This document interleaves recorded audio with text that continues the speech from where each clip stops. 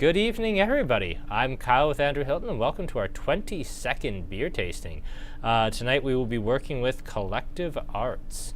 And I want to apologize, first of all, because the expiration dates on all of these are very, very good, with the exception of the lager. Now, for any of you who've ever worked in the industry, all of these come from Connect Logistics up in St. Albert. And Connect Logistics, for a website that is as good as it is, has some limitations. It will tell me, for example, if something is in stock or out of stock.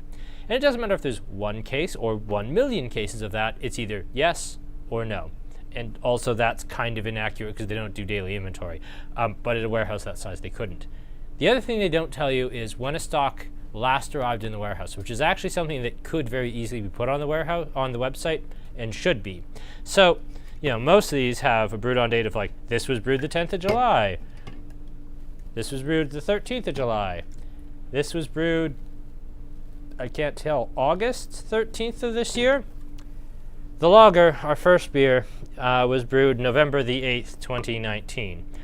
So 2 days before my birthday last year. So I didn't know that before this got here.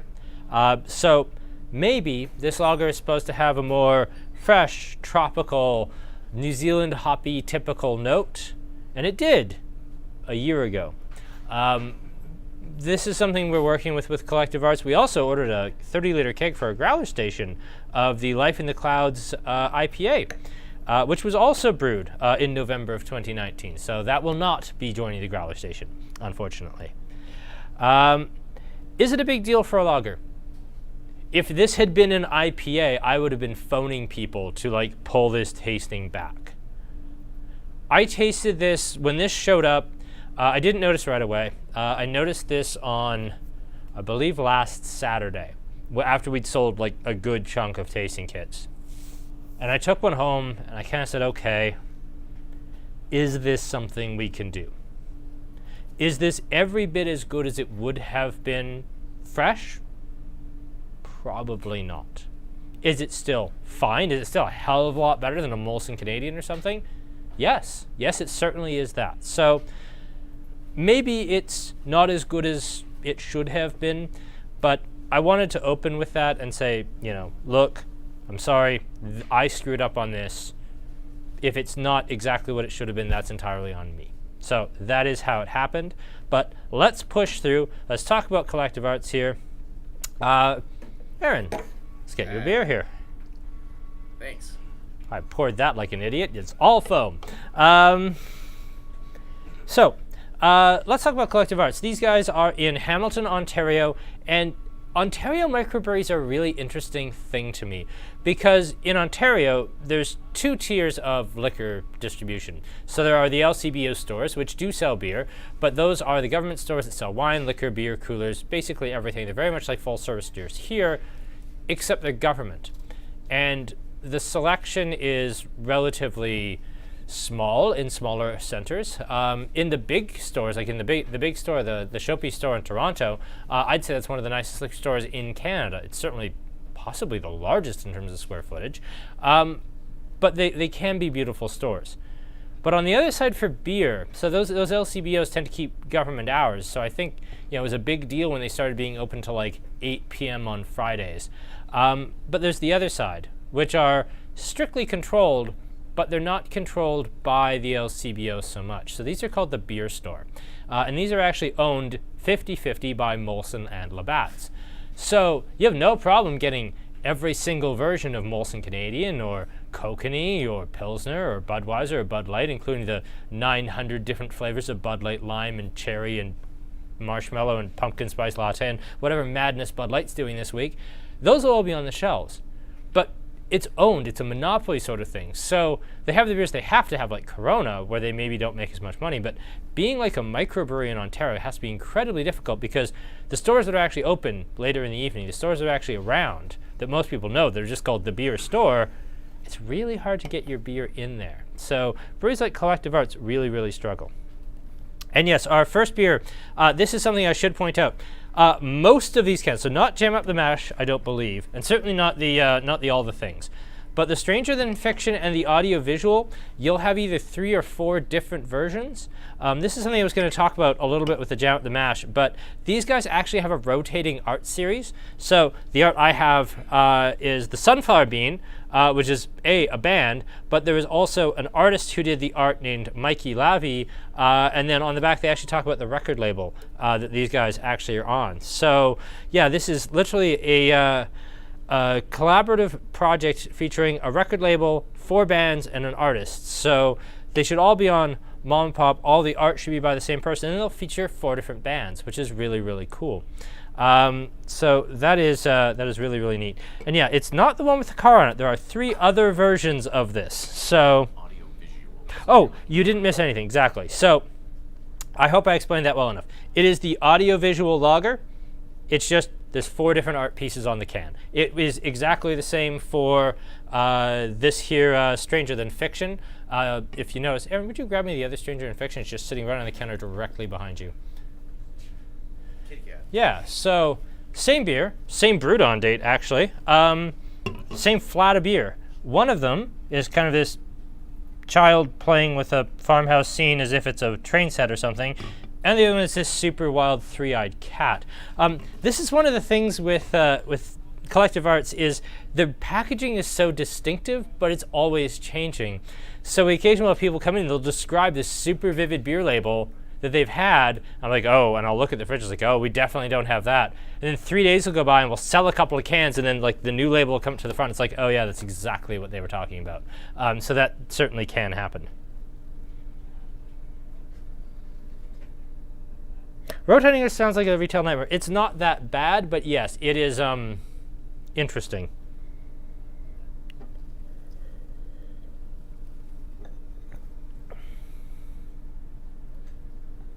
So yours has Raffaella and is pink?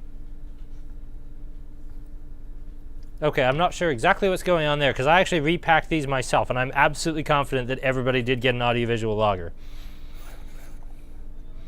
You know, Eric, it's funny. So this week I got really, really jammed up with one thing or another. I actually thought about inviting you actually to come and talk about the art on the cans here because I couldn't get anybody from Collective Arts, and I wanted someone else to talk about these. So that would have been really, really nice to have. Apparently Craig got crazy beer, but I don't think that that's the case. So yes, I hope I adequately explained the story behind the labels, why they're all different. Let's get into the beer itself. So this is a lager. This does see 4 weeks of proper cold cellaring. That is necessary for a lager. So for those who don't know, most of the beers that we have on this channel, I'd say there might have been another lager that snuck through, but I'm not aware of one. These are ales, and it doesn't matter whether they're IPAs, if they're stouts, if they're porters, if they're sours, these are ales. And the reason for that is ale is top fermenting, it ferments at room temperature, and it's very, very fast. You can turn over ale in about 2-ish weeks. Lager, you can't. Lager is bottom fermenting. It ferments much, much slower. It wants to ferment much colder than room temperature. You know, not obviously below 0. Then it's just a big block of ice with some beer bits in it. But no, it wants to ferment about 8 to 10 degrees Celsius, and it's very, very slow. So after the beer is finished fermenting, it goes over to a cold storage and maturation process, which is just literally called lagering, which is why we call it lager. And that takes about 4 weeks to do well. Real lagers are really, really hard to do correctly because let's be fair, we're going to talk a lot about all the things, which is a milk stout brewed with banana, chocolate, pistachio, vanilla, cardamom, and cream. If you screwed up the chocolate addition on that, you probably wouldn't know. You add a little more coffee, you add some extra pistachio, you bump up the vanilla, and hey, it's fine. With this, with a lager beer, which is just brown rice, Pilsner malt, and Waiiti hops, which are now a year old, so we're probably not tasting a lot of the Waiiti hops. If you make a mistake, it's going to be written all over the beer. You're not going to be able to hide it. Ironically, the most simple, sterile, forgettable sorts of beers are actually by far the hardest to brew, especially as a home brewer.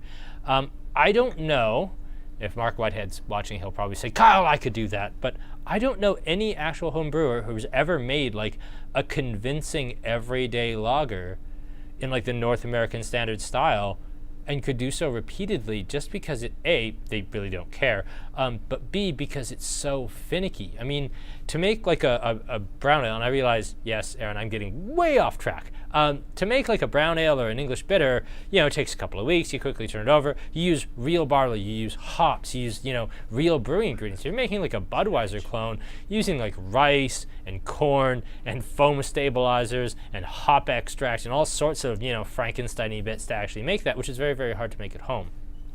This is not done that way. So let's get back on track here and talk about what goes into this. Also, I was saying to Aaron when we first started this, I noticed I was talking about the expiration date. I was like, oh, wow, I really hope the audio visual tonight doesn't suck. And Aaron just looked really sad. It was like, oh, I work really hard. I was like, no, the beer, not everything you do. So, okay, let's talk about this. And we worried we were going to struggle to have enough to talk about with the lager. On the nose, I get the Pilsner malt. It smells like a mashing in beer. It's got that really pretty, like clean cereal barley malt, almost into oatmeal note. The hops are there. I think if the beer is fresher, the hops would be more there. I can smell kind of a honeydew melon into pineapple sort of direction that this wants to go. On the mouth, the beer has appropriate bitterness. Again, the hop character isn't overt, but I'm getting it right across my tongue. I'm getting a little prickle of bitterness. I'm getting some grassiness across the sides. It's making me salivate, which is nice. It shows that the beer is appropriately bitter.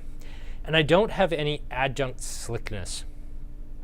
I find when you have beer, not so much coconut Canadian, but let's just say you're getting into some of the dollar beers. I'm not going to say any because that's mean, but let's just say, coming to a liquor store attached to a gas station near you, the $18.99 15-pack of beer, and you all know what brands end up in there. Those are so heavily cut with corn and rice, and they're trying to extract every last drop of alcohol out of those, so they'll use something like either champagne yeast or even distiller's yeast to scrape up every last bit of booze. That's going to leave you with this metallic, almost canola oil in a really unpleasant way, like old fryer oil feeling on your tongue.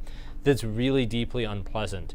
Higher end lagers, including this one, they're not desperately, complex beers, but they're clean, they're refreshing, they'd be great after you just finished mowing the lawn. But they also don't have any flaws. They're not greasy, they're not cabbagey, they're not sour, which I really appreciate. Keystone, there we go.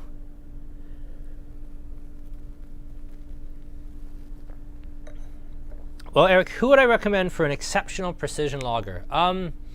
Funny you should ask. For those who don't know, a few weeks ago, I think it was the same week I went up and got Heathens for the first time, I stopped by Tail Gunner.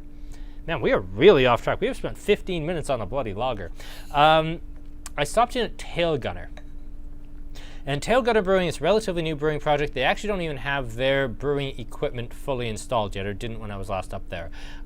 They actually bought the old Caravel brew house, because Caravel is no longer a thing, which is honestly not really a tragedy because the beer wasn't very good. But they bought the Caravel brew house. But right now they're brewing up at Field and Forge. And they're doing, among other things, a true Czech-style Pilsner. And they're actually doing a 3-step decoction mash, which is one of the most incredibly fussy, difficult ways to brew beer. So rather than slowly increasing the temperature, as you can do with like a digital kettle for brewing, they actually take a portion of the mash out, boil that batch, and then add that back to raise the temperature, and they do that 3 times. Now that is how they made Pilsner 200 years ago. And if you believe Pilsner Urquell, that's still how they do it. But literally no one else, none of the beers we had during Pilsner's week, other than the Pilsner Urquell, were made that way. Making Pilsner that way is incredibly labor intensive, and they do a really, really great one. I spent a lot of time talking to people like Jesse at 88, Dave Ronneberg at Establishment, Hayden at Cabin, just beer people all the time. And actually, Brad Hopper, when I was talking to him after the cider tasting last week, and we were talking about Pilsners, he said, Kyle, have you had Tail Gunners? It's so stupidly good. It's getting kind of a reputation. So what would I say is a really spot-on lager? That one. And yeah, it's a crazy way to mash. Like, nobody should be doing that way, but they are. All right, speaking of mash, let's get on to Jam Up the Mash. So just in case the label is different on all of them, it is not necessarily Weird Owl. It is the one called Jam Up the Mash.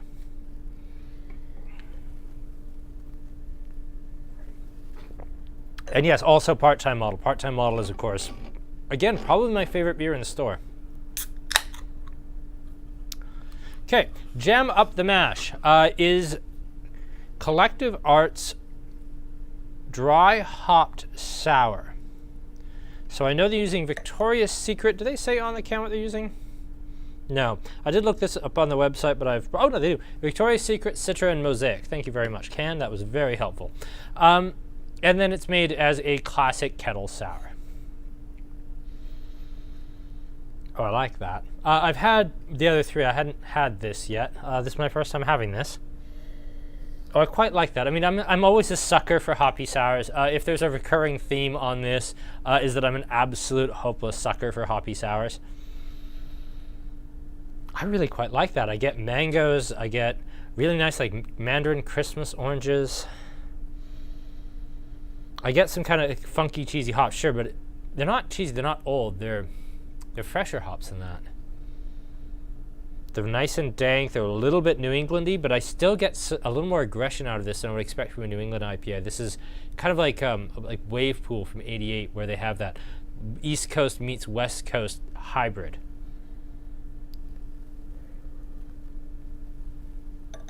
And I'm not going to get to it right now because we have had enough tangents, but when we get to the break, which I'm actually going to take after the second beer, I do want to talk about a really cool new product that is coming soon.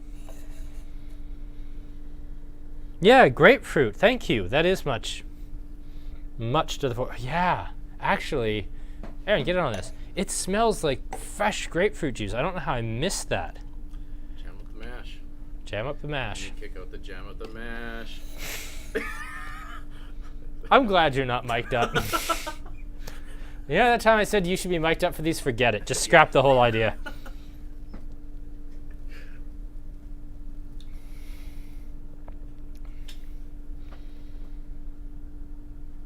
Yeah, grapefruit lime. Oh. You know what? Wow. That absolutely kills. So these guys have been a fixture in our singles fridge for longer than we've had our current singles fridge. If any of you remember the old two-door fridge that was awful and made a terrifying noise about every third day, where I don't know what was wrong with it, but it sounded like a child was screaming. Maybe it was just haunted. But yeah, we finally replaced the haunted fridge with a new one about 3-ish years ago. And I think we've been carrying this longer than we've had the new fridge. So I really, really like these guys. Their cans are, as Eric suggested, yes, a bit of a retailer's nightmare because people don't tend to remember names. They tend to remember packaging, and these always change, which is sometimes difficult. But what a cool idea, featuring local artists, and not even local artists. I think the artist for this is from, Rhode Island, USA. They add her Twitter handle for it. Like, that's such a cool idea. And what a great way to take, like, kind of a really simple idea like a beer can. Now, granted, we've seen some cool art. Like, I love Establishment's black and white theme. I love Cabin's 70s theme. I love 88's 80s theme. I like a lot of the stuff that we're seeing right now, but what a way to take just something as simple as like, hey, it's a beer can that you can buy for $3.95 off the shelf because cool owl. And, take that and say, well, we're going to just promote interesting artists or different musical artists or all sorts of things. I love the idea of collective arts. It's Collective Arts Brewing. I just got it. Shut up, Aaron.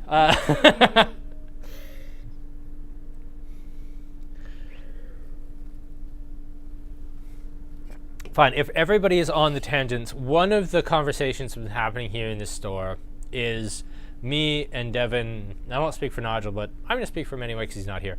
We're kind of past New England IPAs up to a point. I did have an incredible one on the weekend. I'll talk about that in a second as well.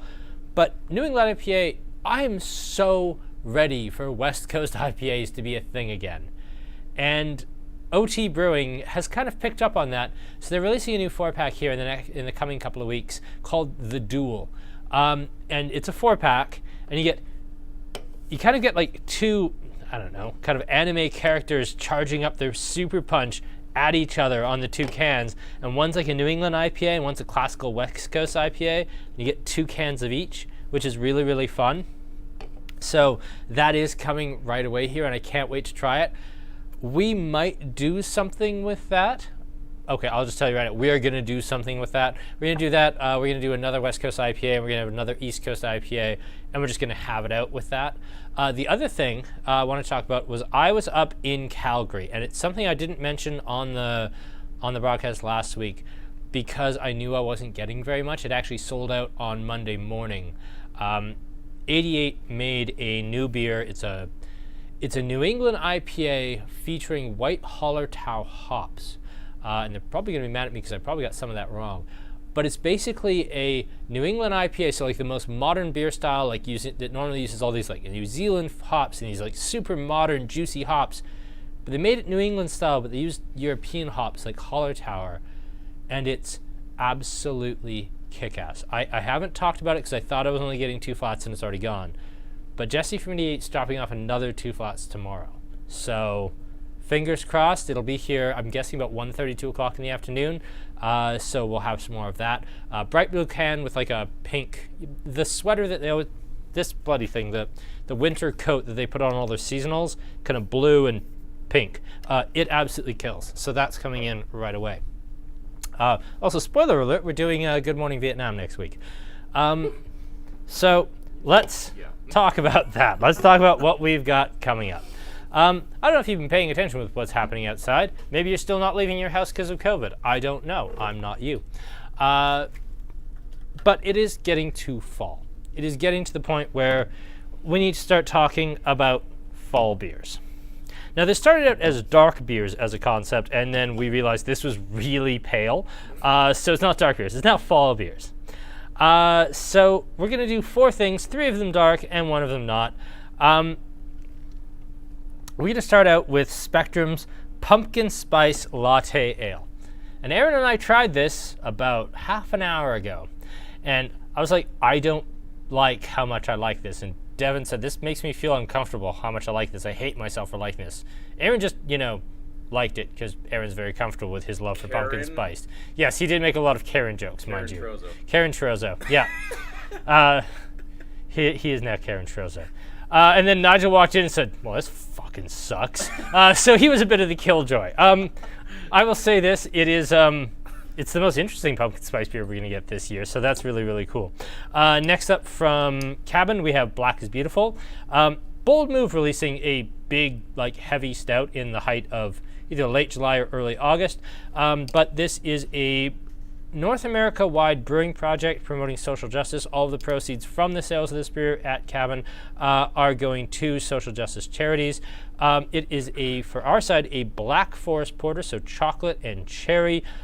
It absolutely kills. They ran out last week, but I have had a pint of this or 2 every time I was at Cabin because I love this beer so much. It is, to me, just about the perfect stout. I couldn't do a tasting like this and not revisit the Commodore. If you go back and watch our Snake Lake video, I really gushed about the Commodore Stout and how much I liked it. Again, that was the height of summer. I shouldn't have liked the Stout that much, but man, I really like Commodore Stout. And then finally, we'll wrap up with 88's Good Morning Vietnam. It's a Vietnamese coffee stout. So 3 big stouts and the Karen Trozo beer. And that is our fall beers tasting coming up. On the wine side,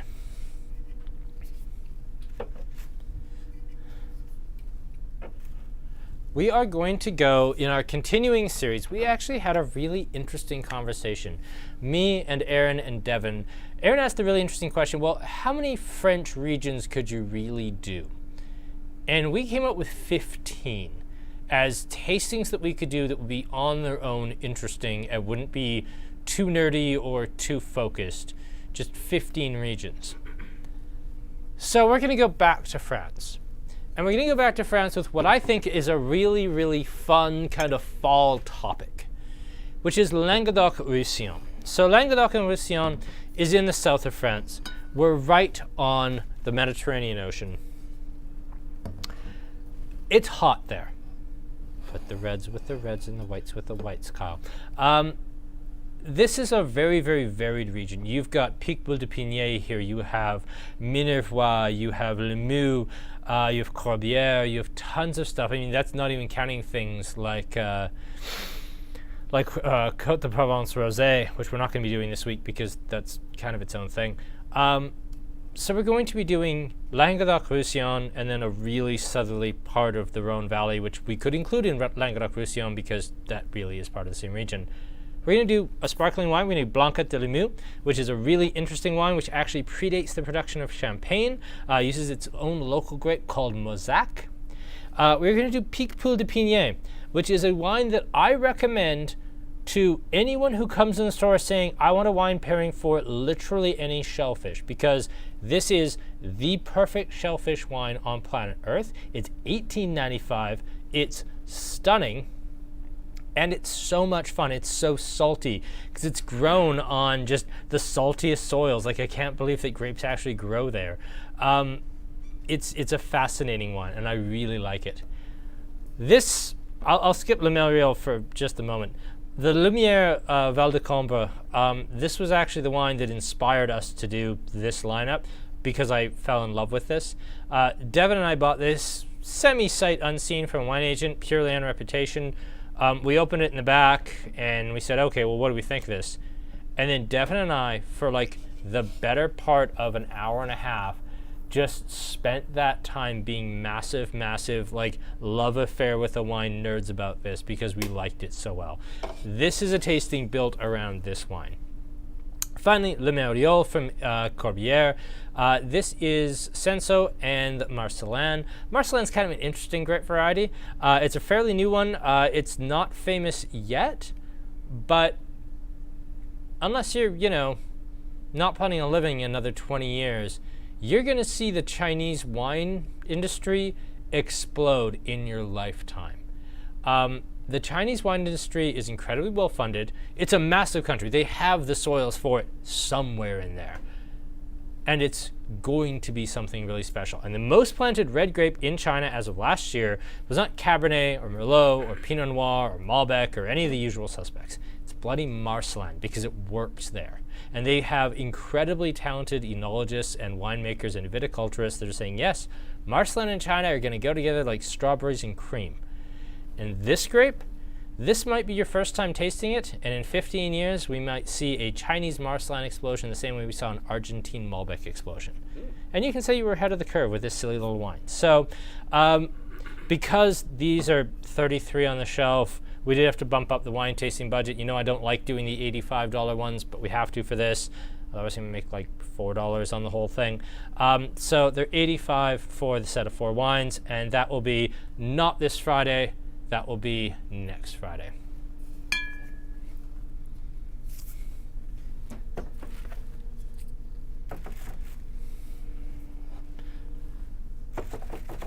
I'll quickly answer some questions here if any have come in, or some snarky comments.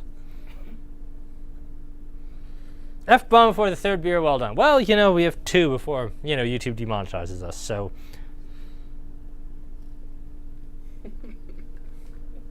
We got 1 more in the tank. Oh, Craig says the Japanese theme. Let's see, that's so interesting that everybody has a chance to talk about like what they have on the label. I've got Cool Owl. Craig has like a Japanese themed dragon and tiger. Pumpkin spice beer. Yes, the Karen Chozo beer is going to be really, really fun. So yeah. Is that a thing? Karen Chozo is now a thing. I will never call you anything except that again. Right. Great. You dug your own grave, Karen.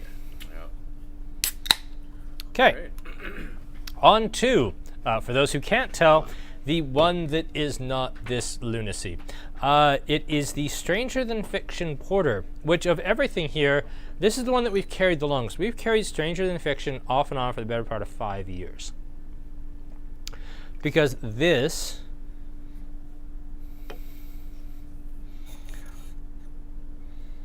is an absolutely stunning porter. And no, it's not a matter of being monetized. If you disqualify yourself from being monetized, they flag you as like inappropriate content. You don't show up as like suggested videos for anyone. So even if you just watched the previous beer tasting and this one got flagged for bad language, it wouldn't automatically prompt you to watch the next one. So that's why. So this is a really classic porter. Now, porters, historically were, people who carried heavy things. And one of the things that they carried was beer. So at this point in England, we're talking about kind of late 18th century. So we're talking kind of 1780s, 1790s. At this point, the classic glass beer bottle has yet to be perfected. Wine bottle experimentations are happening in France, but there isn't such thing as picking up a 6-pack of beer on your way home.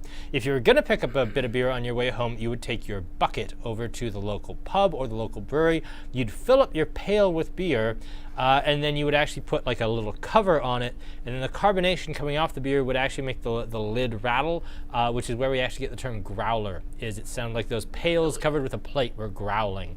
Fun fact. So growlers actually do predate, as much as we think that growlers are like a 2000s hipster thing, and they are, they actually predate glass bottles by about 50, 60 years, at least for beer. So the other way that you could get beer was the same way you used to get milk. It'd be delivered to your house, and you'd have your pail filled up by the local porter. Now, on the back of the porter's cart, there would be a pale ale or a bitter, and there would be a stout. There might be something else, but it would probably just be that. Or you could get what we might, these days call a black and tan, but it would be a mix of the pale ale and the stout. And it would depend on each porter, which pale ale and which stout they had on their cart, and what their own exact recipe for that was. So an original porter was simply a stout cut with some pale ale, or depending on the porter, a pale ale cut with a little bit of stout. So we've now come to think of them as a kind of lighter than a stout, very dark beer that tend to be hopped a little more aggressively, carrying over to that old kind of pale ale blended in roots. And this is exactly what I want when I get a porter. The alcohol is right in line at about 5.5. The mouthfeel is creamy. I get some nice bitterness on the back of the tongue, a little bit of fading hops, because our brewed on date is what? July the 13th, so it's nice and fresh. I'm still getting a little bit of the Cascade Nugget. They used to hop this. And then it's just waves of chocolate, coffee. I get Tootsie Roll right away. It's just big and sumptuous. And like, these are $3.95 a single can all day long. Like, they're cheap as chips. You just want to come in and grab an awesome, cool beer. Just grab one of these, $4, you're out the door. It's slick as anything. Well, 4 plus tax and deposit, probably $4.25 with, everything else. But still.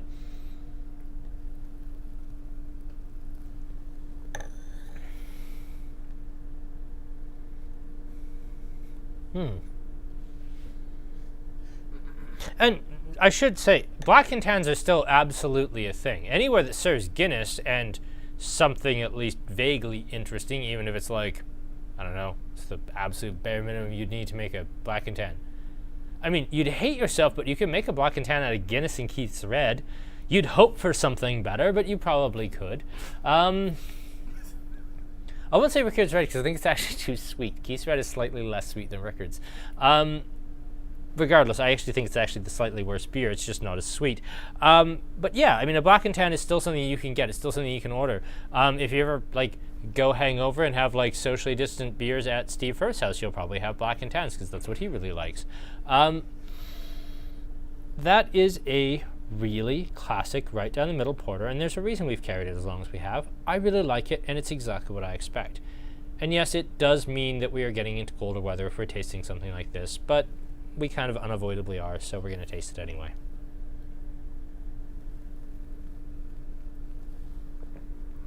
So a Cascadian Dark. No, Chad, Cascadian Darks are the devil. This is a porter, which is good. I'm not going to break down why they're different because it's really, really shades of grayish, and yeah, I just don't like Cascadian Darks. This can rules. That art is great. You like the art on this one? My favorite, I think. Yeah. I actually like the three-eyed cat a little better. It's creepier. Yeah? Yeah. Well, it is weird. It is weird. I haven't tried this porter yet. Guinness and Brickhouse, Craig recommends for a Black and Tan. That does sound good. What's Brickhouse? Brickhouse is an English mild that I really like, but we've proven over and over and over we can't sell. Oh, yeah. So Steve buys it by the flat. Gotcha. That smells nice.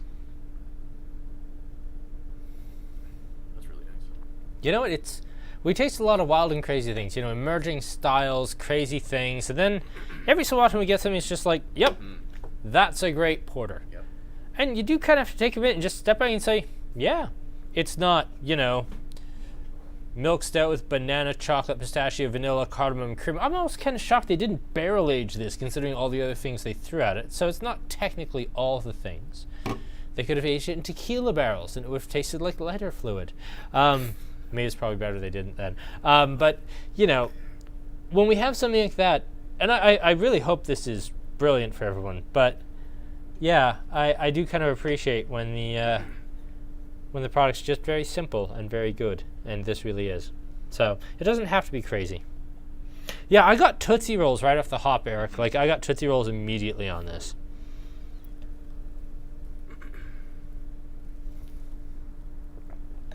Is the inside of a Tootsie Roll toffee or fudge or a bit of both? Made of? Yeah. Goopy, chocolatey shit. I don't. Yes, goopy, chocolatey shit. Thank you, Karen.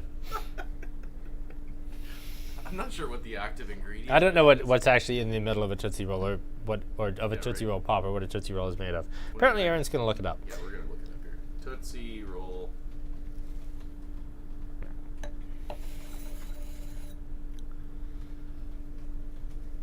Not flavors.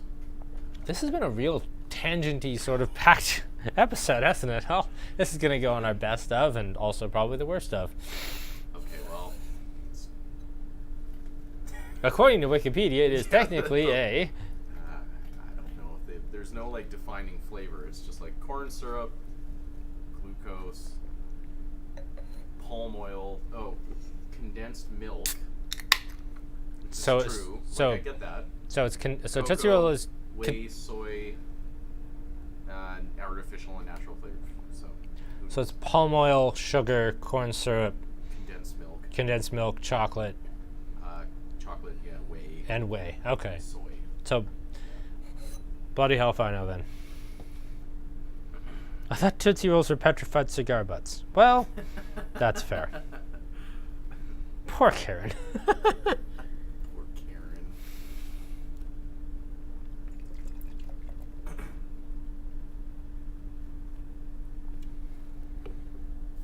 Oh, good Lord. Yeah, that's loud. So we are going to move on to the all the things. Here we go. I split a can 4 ways the first time, and one of the things I said is like, that's really neat, but I don't know if I can do a whole can. Yeah, that is all the things, isn't it? Honestly, like, right off the top, it smells like a banana split. I know it sounds bizarre, but like, I get the banana. Does it have banana? Yeah, it totally has banana. I get the banana first. Or just kill it. You have to try this because it's madness. It smells like a banana split tastes in the oddest way. Holy sh! Yeah. Super ripe. It's super ripe bananas, maybe some cherries, definitely chocolate, vanilla, sure. The vanilla bean's right there. I haven't tasted it Maraschino yet. Cherry. You get maraschinos? Oh God, in the mouth. Yeah, maraschinos for days. Wow. Cream soda. Christmas. No, cream soda for me. Like soda? really cream soda-y. Like Barks cream soda. Yeah. Black Forest. Banana bread and vanilla, Black Forest cake, ice cream shop with a power out. That's not too wrong. Christmas is a good call. You had better Christmases than me, apparently. So it smells like all the nice ingredients in an ice cream shop rotting. All right, sure. The award goes to. The award does go to Eric for comment of the night. Yeah, you're not topping that. It burns.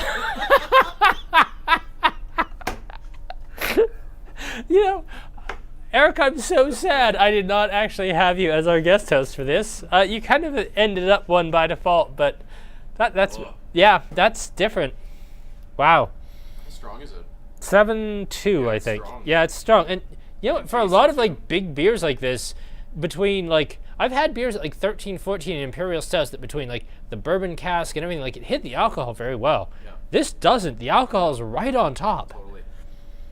I won't say it's astringent, but I kind of regret having this much in my glass. You're gonna be sorry for that. Well, no, Mike said he would absolutely kill me if I kept dumping my leftovers in the garbage bin because he had to clean it. And he genuinely said he'd murder me, so I That's can't like do that. Novelty. Yeah, I think it's a novelty. Novelty. It smells like rising bread. Jeremy, you're baking bread wrong.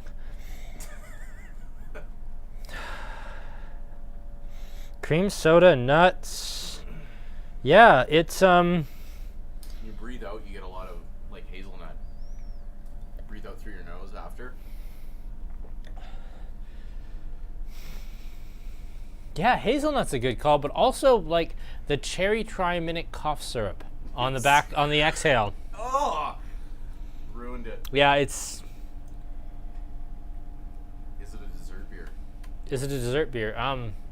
If you really hate dessert. Yeah. Oh, that's. I will say, I think I'm adjusting. I think I'm acclimatizing to it. Maybe I get like beer Stockholm syndrome, but I think I'm coming around on it a little bit. Because yeah, I do get really pretty maraschino cherry notes. Does this have cherry added? That's literally the only thing they didn't add, but it smells like nothing but cherries, to me. I feel like the pistachio would show up more, and it's just completely bloody absent. Do they sell that in fours or singles? No, these are singles. Yeah. Because who would ever want four? Yeah.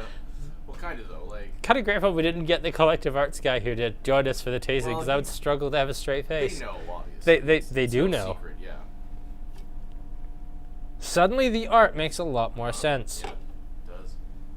It's incredible. It's a good experience. Yes, it's a sensory experience for young and old, assuming young means 18 plus.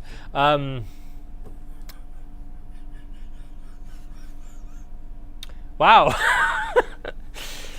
Okay. Yeah, it screams really bad hangover. Like if you drank yourself into a hangover with these, you'd die. Like that would- you wouldn't even like scrape yourself off of like the bathroom floor to get IHOP. You'd just be like, no, I'm dead now. Yeah. I don't want to live anymore. Bury me.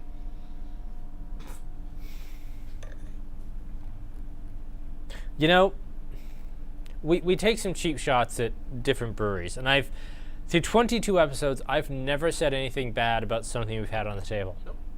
I hate this. That's fine. Actually, let's just use up our second YouTube F-bomb. I fucking hate this. It's an opinion, and that's fine. Everyone's entitled to those. I'll have some more. You know, ask me some You're a more. braver man than I'll have I. some more. Oh, it gets cloudy as you get to the bottom of the can. Oh, look at that. Oh, good. The flavors will be even more concentrated. Fluffy. It's a little bit weird. It does grow on you. I will give you that. It does grow on you. And honestly, as time passes, it becomes more and more and more cherryish, which is interesting because it's the only thing they didn't add to it. Oops. Sorry. Oh shit. There we go. Okay, let's pick this apart a little bit because I'm very curious. So, way up top, it actually has some interesting things going on. Way up top, I get the vanilla bean. I do. It smells a little artificial. It smells like you know, artificial vanilla extract, but the vanilla's there. The cherries, and this will be a recurring theme, the cherries are also there, loud and in form. And they are, to be clear, maraschino cherries. And like the ones you'd get at the dollar store that smell more of formaldehyde than cherry. But they're really loud maraschino cherries. Sorry, that last comment was mean. It shouldn't have been that mean. But maraschino. Maybe some Tootsie Roll, maybe some fudgy toffee way up top. Mid-nose, that pretty vanilla note kind of drops away. You know, I'm reading the back of the can as I do this. It says cardamom is an addition. Cardamom is not quiet. I make a cardamom ice cream. We have cardamom bitters. Cardamom's loud, and it's just not here. It's on the nose. Do you get cardamom on the nose? I do not. Sweet. Anyway, let's dig down to like mid nose. Mid nose, the cherries remain. This point, just as my nose is just inside the glass, that's where the try-a-minute cough syrupy thing is the worst. That's the part that I really dislike. You could be forgiven for thinking like movie theater licorice, like the red nibs, but there's something. Yeah. I think it's the high alcohol is making it smell astringent, and it's making me more think cough syrup. Deep down, it actually smells better because that blows off and the cherries aren't as apparent. If you stick your nose all the way in the glass, I do find that I get a little more nuttiness. If I'm being really charitable, maybe that's the pistachio. Also, interesting, the banana, which is always smelled at the very start, has kind of cooked off, like in the first few minutes. Or we've adjusted to it. Yeah. If anyone is tasting at home and has a partner who's not participating in this, just shove the glass in their face and ask if they smell bananas, because it might just be us adjusting. They will. It's the first. They probably will. Yeah, it's the first thing I caught. And then, way deep down, now I get the cardamom a little bit. But it was bloody buried. this Eric. Okay, the most recent Eric comment is maybe even better than. All right. Just in case you're not reading the comments, I will read Eric's. I used to work in a fun center, and by the end of the day, the garbage can would have discarded Pepsi, half-eaten hot dogs, and 3 different birthday cake carcasses. And that's all I can think of right now. That's meaner than I could be, and I fully embrace it. And Aaron almost can't breathe, by the way. He's having a full-on, like, moment behind the camera right now. We called it Moonwalker Slurry.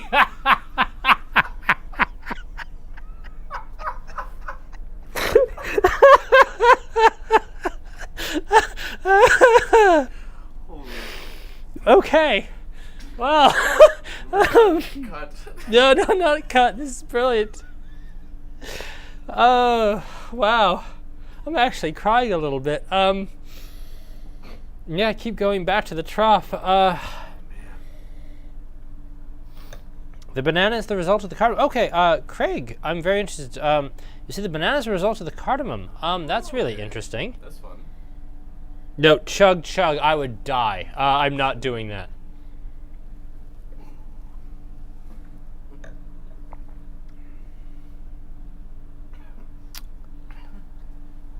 That's curious. No, you couldn't drink more than 1 ounce, but I poured more than that, and here we go. I'm going to try. If anyone from Collective Arts is watching and feeling really angry, remember all the nice things I said about the Jam Up the Mash and Stranger Than Fiction. Maybe just don't watch the last 20 minutes of the video. They know what it is.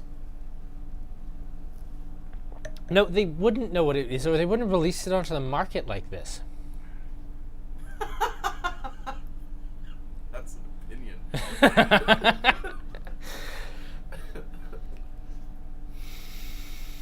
God, I just want to get through this so I can have some more Jam Up the Mash. Wow. Bold. Well, ladies and gentlemen, that was rate? yeah, do we want to release ratings? 1 with a bullet, that was brilliant. 2, 3. Fuck you don't even get a rating. Just no. Oh, that was the 3rd one. We don't. 3 tonight. Yeah. Well, Okay. maybe we can bleep that out for the YouTube content. Well, Well, we'll see. It's live, you know. We'll do our best. Yeah, it goes.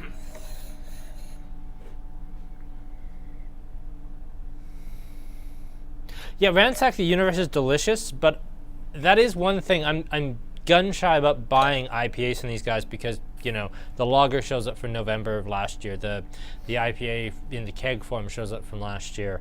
Yeah. Hey, I'm not being cruel.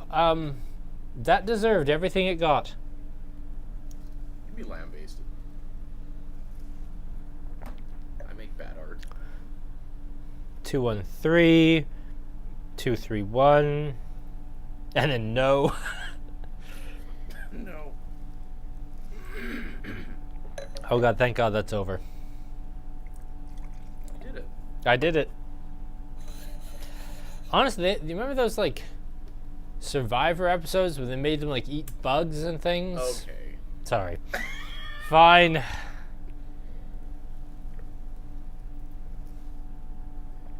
Actually, one of the fun things that Brett Hopper told me after we finished the cider tasting last week, for all the runs I took at Magner's last week, Magner's is owned by Collective Arts for Canada.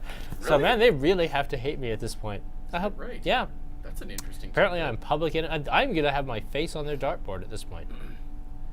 And rightly so. Skewered. 213, 231. We have another. Magner's is owned by Collective Arts. The distribution series okay. for distribution rights for Canada. I see. Fear Factor. Thank you. Yes, that is what I was thinking of, Chad. Factor. Right.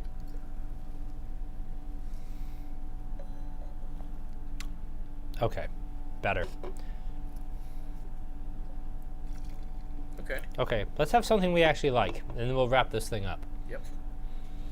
All right. So that was our Collective Arts tasting.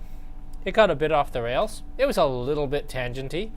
There may have been some completely unhinged laughter at a certain point. But it was fun. I hope everyone here had fun, because you know what? The worst thing when you're sitting in my chair, when you do what I do, when you have your own liquor library where you sell things out of, the opposite of love isn't hate. The opposite of love is indifference. And the lowest marks I can give something isn't that I dislike it, isn't that I hate it. Hate's powerful. It's passionate. Whenever I do a wine tasting, one of my very favorite ones is I do a wine tasting out in the Sweetgrass Hills, out at I think it's called can't remember the name of it. It's a really cool, beautiful little resort that if they're watching, they'd be so angry I didn't drop them. But I go out and do that, and it's a different crowd. It's a bunch of people who maybe came to a wine weekend but didn't know a lot about wine. And every so often, somebody will really bitterly hate something. And I find that visceral reaction of, I hate this, so interesting. Because it teaches you something. As much as you buying something, loving it, great. But hating something. I think Eric's on bloody fire tonight. You can't call all the things boring. You absolutely, most definitely can't. It will teach you something about beer. It will teach you something about what you like in a product. It will teach you something about maybe hubris and going too far. And what was the line in Jurassic Park? They spent all the time thinking about if they could, and they didn't think any about whether they should. Yes, but yeah, I feel like that's it's very a John Hammond sort of beer. Sorry, this is getting really tangenty, isn't it?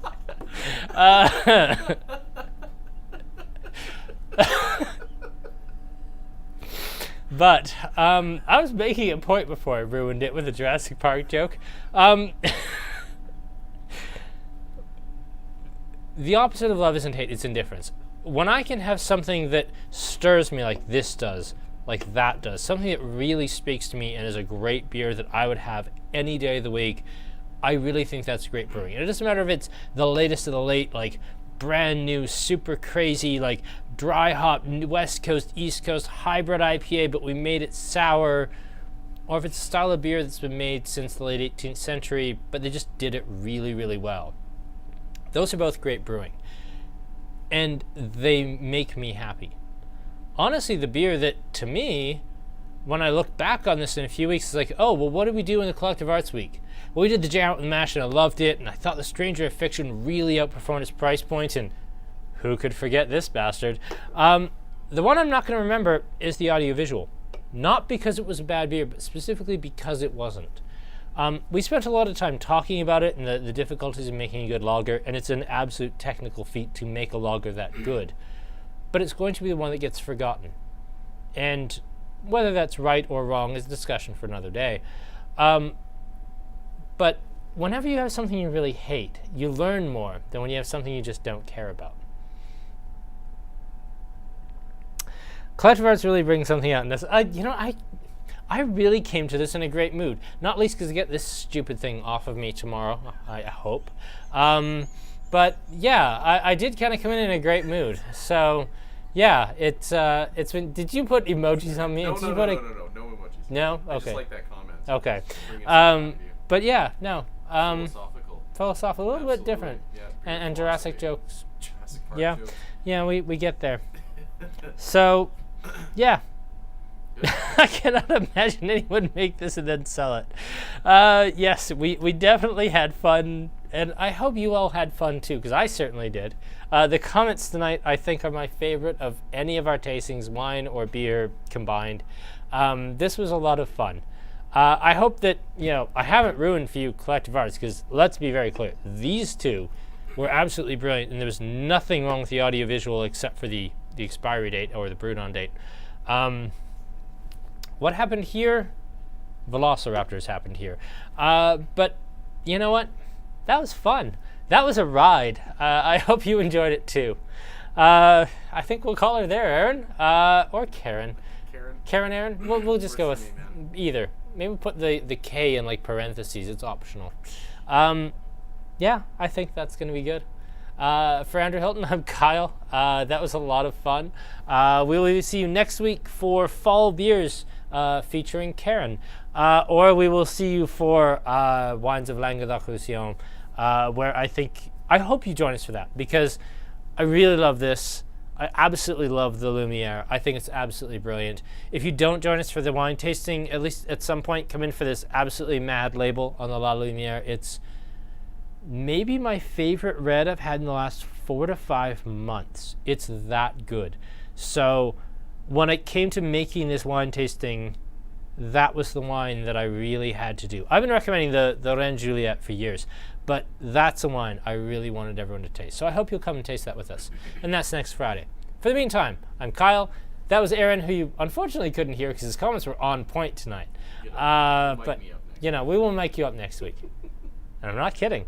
That's it. Thanks very much, everyone. This was a lot of fun. Good night.